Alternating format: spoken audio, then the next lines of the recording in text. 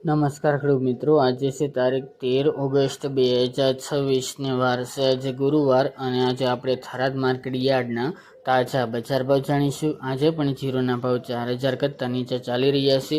Average બજાર ટકેલી જોવા મળી રહી છે, હમણાં કોઈ સુધારો જોવા મળતો નથી। ચીકુડી તેમજ રચકાની બજારમાં કન્ટિન્યુ સુધારો આજે પણ જોવા મળી રહ્યો છે અને એરંડાની બજાર પણ મિત્રો છેલ્લા 2 મહિનાથી 1400+ ચાલી રહી છે, તે મુજબ વેપાર જોવા મળશે। તો ચાલો ખેડૂત મિત્રો આપણે જાણી લઈએ કે આજે રાયડો, જીરું અને અજમાના ભાવ શું ચાલી રહ્યા હતા।